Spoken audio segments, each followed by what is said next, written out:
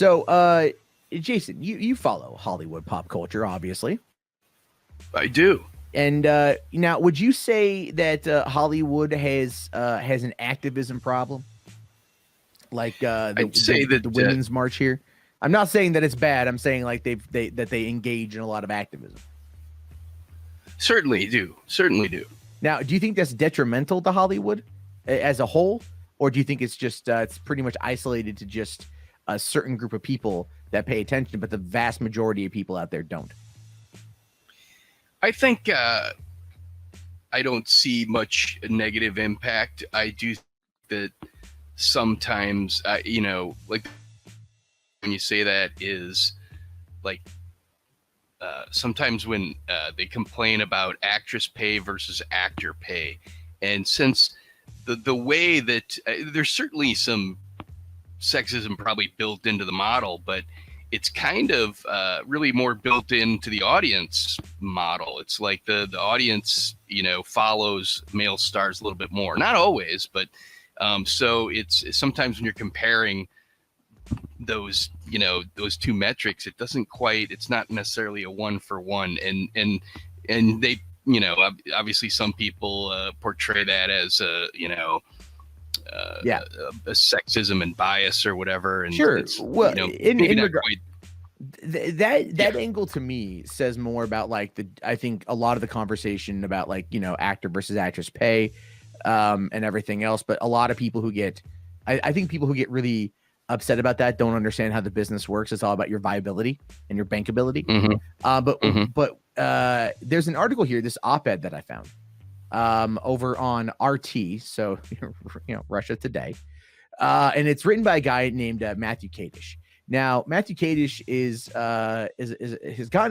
he got into a bit of trouble back last month when he had tweeted out about Birds of Prey that nobody wants to see it because it didn't make women sexy. And a lot of people were talking about that. I thought it was a very dumb take, to be honest with you. But he's been writing these op-eds for RT, and I see a lot of people looking at this coronavirus now saying that it's the best thing that could happen to Hollywood. Now, not because 120,000 active employees are now out of work. By the way, that angered me quite a bit about this conversation, because people who are just doing their jobs, your average administrative work, your grips, your gaffers, your editors, your whatever, assistants, people are out of work, and no sign of when they're going to be going back to work. So writing an op-ed like this, I think, is wildly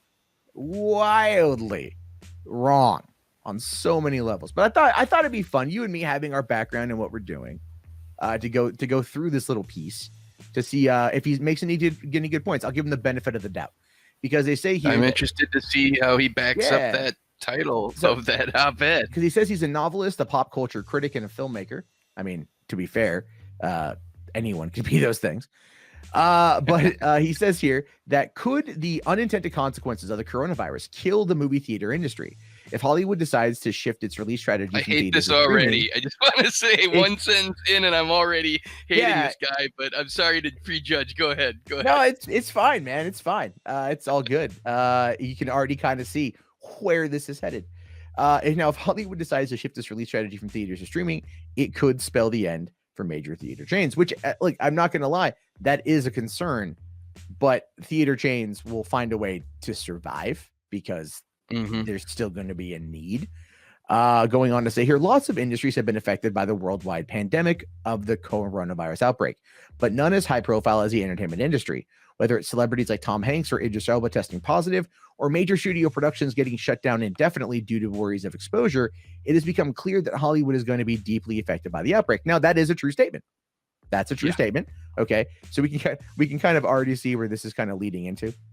Right, establish the truth, and then we're going to get into the spin. This also extends to major theater chains who have seen big Hollywood releases push back and have been forced to shut down and try to limit the social interaction necessary to spread the virus. AMC Theaters, the biggest theater chain in the U.S., has announced it will be closing their theaters for a full 90 days, putting every release from March into June into question. But yeah, I mean, again, very true statement. So, this Let's okay. For any industry, 3 months is a long time to go without revenue, but for Hollywood studios who outlay hundreds of millions of dollars for their films, the lack of theater distribution could be catastrophic. Or maybe not. Ooh, here we go. Strangely enough, the shutdown of theater chains due to the coronavirus outbreak might possibly be a blessing in disguise for the entertainment industry. Please tell us more. Though Hollywood has long flirted with the idea of simultaneous home and video theatrical releases, this has always been met with the resistance from theater chains to the point of where big exhibitors would threaten not to carry studios' movies if they pursued the same day release or home release strategy, which is also true. But the landscape has quickly shifted. Now many studios have their own direct-to-consumer streaming services. In these cases, the studios not only control the content, but the method of distribution. Now the traditional theatrical model is on hold for the next 3 months, so the studios suddenly find themselves with lots of exclusive content that they might be able to use to attract subscribers to their streaming services. Now, we've heard about this as well, but at the same time, that doesn't make a lot of sense for a multi-$100 million movie. It just doesn't, because nope. They still want to make that money back. They can put that movie when it's done on a streaming service and collect, the subscriber fee, but it's not going to offset the upfront cost. It's It'd not be at like all. the equivalent of direct to video. I mean, yeah, a lot of movies go direct to video back in the VHS days, the rental days or whatever. But that, they're missing out on a huge chunk of revenue that can be gotten through the theaters that you're just not going to make up through direct to video. Yeah, it's definitely, there's a lot there that goes into it. I don't think it's going to happen personally.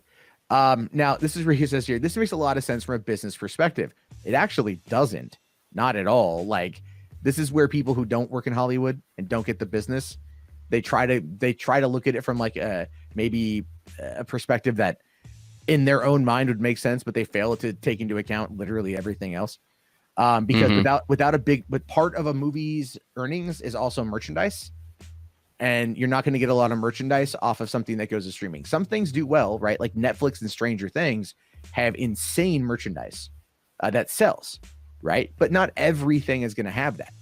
Not everything is going to have merch. And, or like even home release, the home video market. Like The Last Jedi, I think, pulled in like 60 million in Blu-ray sales in 2017. Wow.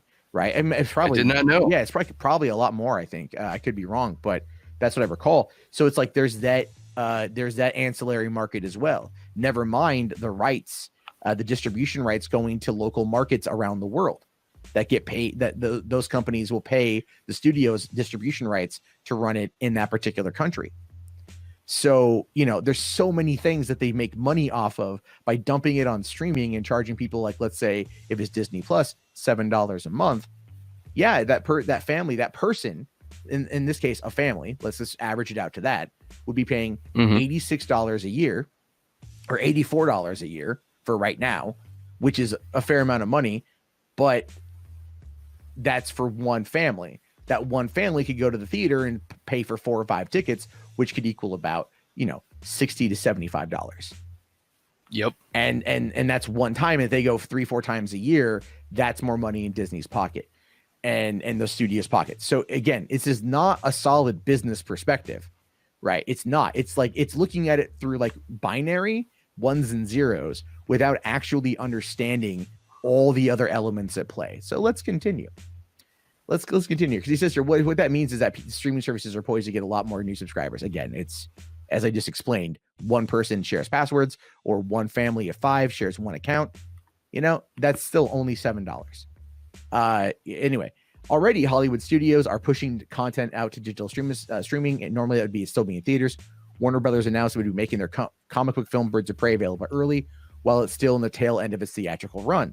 Universal Studios has announced it's releasing a number of its pictures on digital home video early as well, including the sleeper hit The Invisible Man, which is still playing in some theaters. Even Disney dropped Star Wars: The Rise of Skywalker early to help meet the demand for home entertainment during this quarantine period. But those are all very, very, very non-normal situations, right? Circumstances.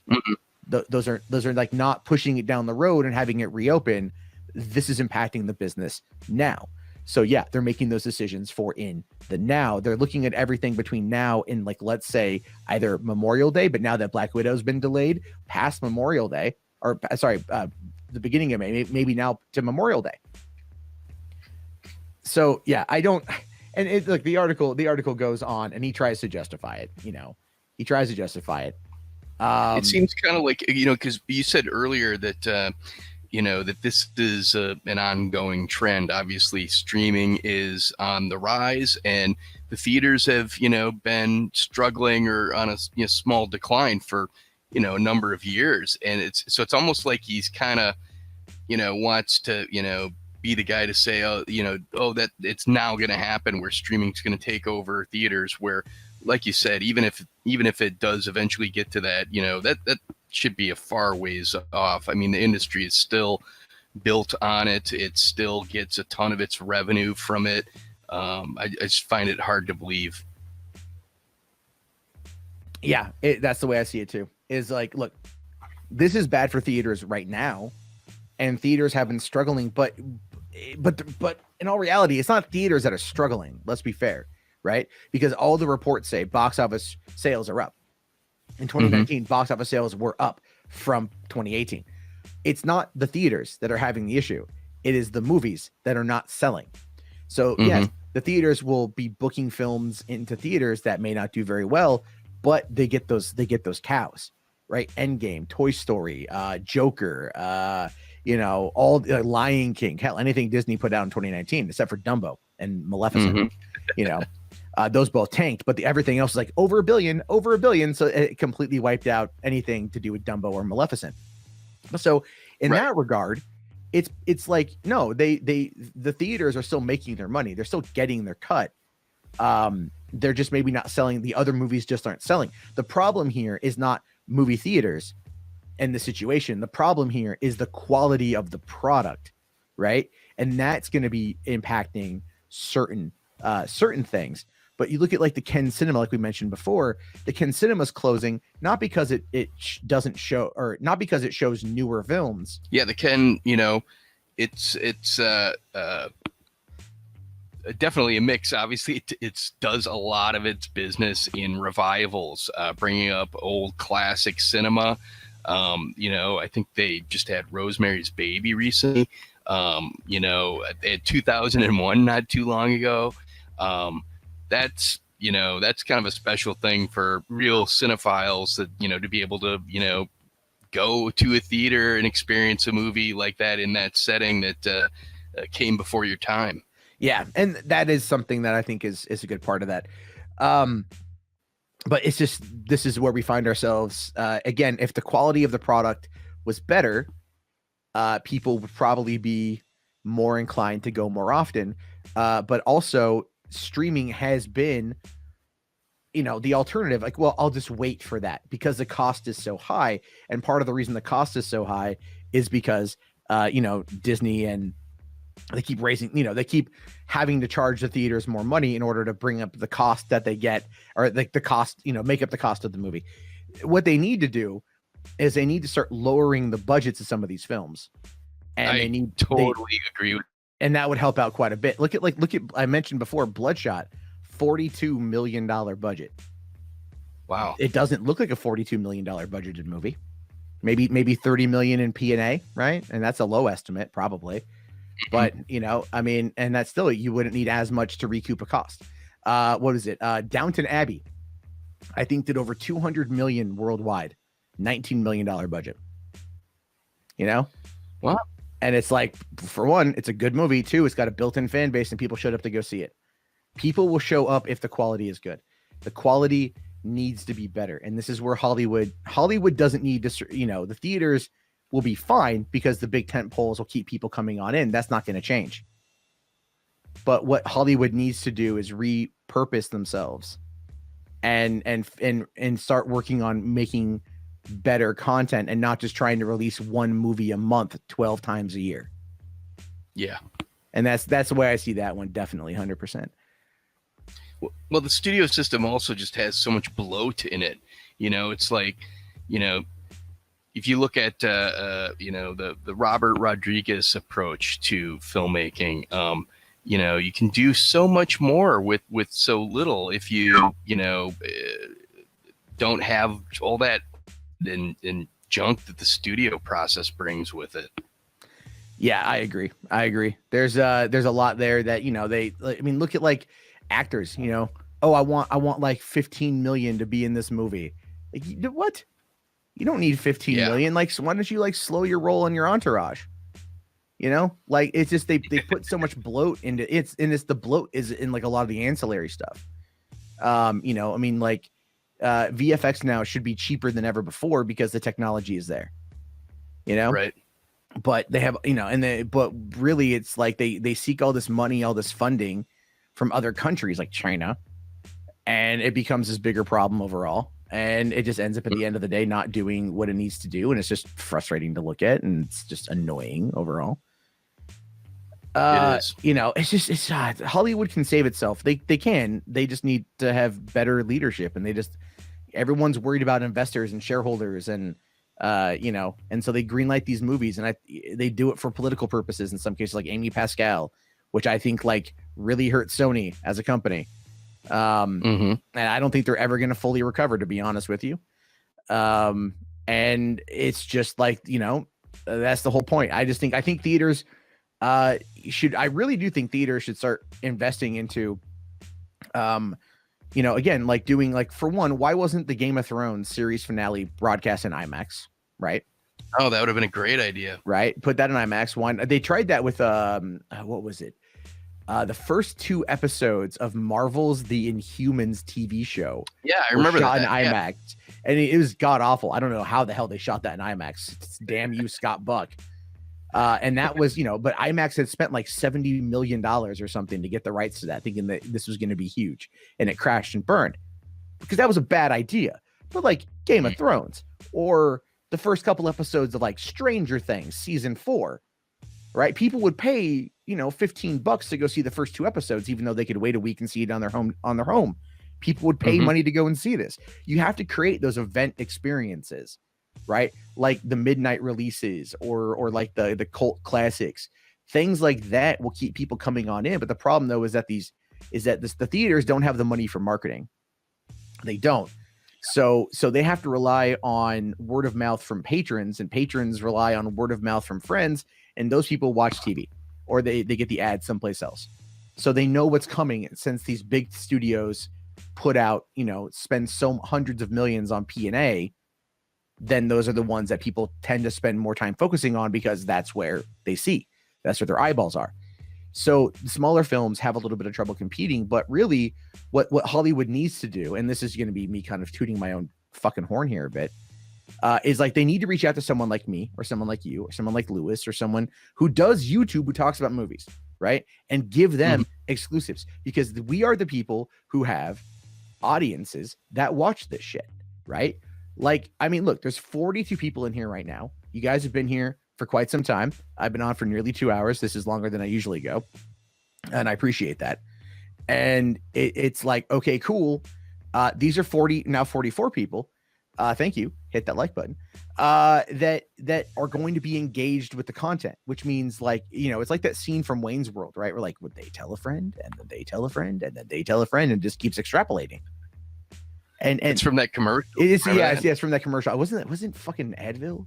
Was it Advil commercial? No, I think Motrin? It was shampoo, dude. Was it shampoo? And then they'll tell 2 friends, and then they'll tell 2 friends. Was it Selsun Blue? Was that what it was? Selsun Blue? I don't remember. I gotta watch Wayne's World again. Is basically what this boils down to.